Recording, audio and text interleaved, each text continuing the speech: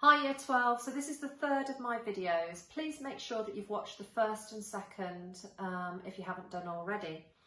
Okay, so usually at this time of year I invite in a chap called Ed Flack who works for Wise Up Consultants, and he does some amazing talks about moving away from home when you leave MV. That might be going to university, it might be flat sharing if you go and do an apprenticeship.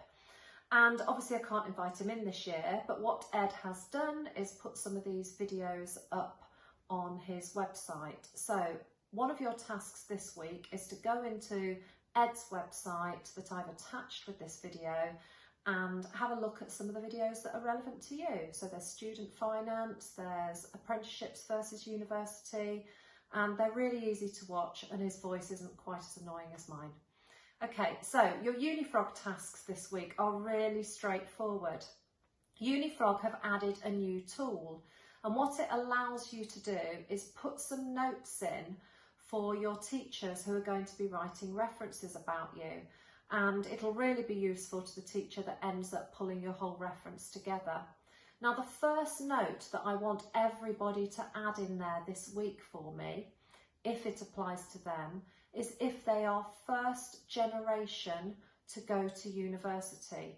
So you can go into that tool and just add a note in saying, I'm first generation.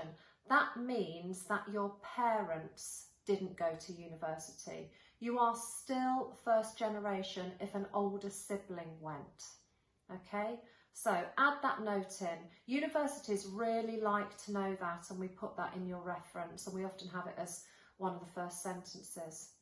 Okay, you can also add a note in about any MOOCs you've been doing if you like, ones that you found particularly interesting. You could add any notes in about what you've enjoyed about the open days, but that's really up to you. You can just start jotting some notes down for your referee.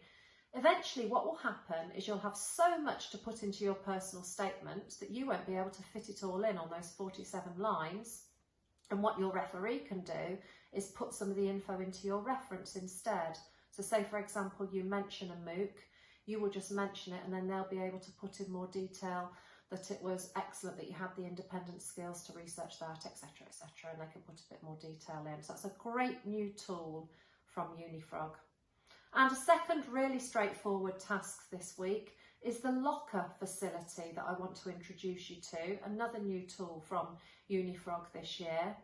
And this allows you to keep a collection of information that you may already have. And I want to just make you realise that certificates and qualifications you might have done outside of college are really relevant.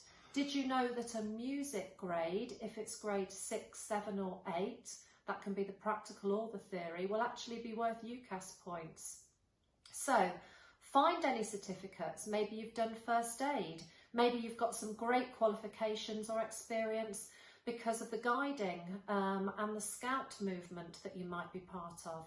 Any certificates that you have, you can scan those and you can add them as a PDF into your locker. Okay, I know some of you have been having some COVID training. I've had some students tell me about that. Put that in your locker. Might be you've got first aid, or you might be a lifeguard and have different training or coaching qualifications. All those things are going to be really helpful when you eventually put together your personal statement, and when you put together your CV, that will be really useful for those of you wanting to do apprenticeships.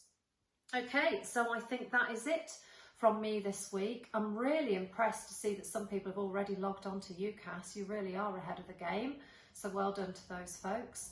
And it's great that so many of you are proactive and met the deadline for the workshops. I really hope by the time this video goes up, I've got every single Year 12 in a workshop.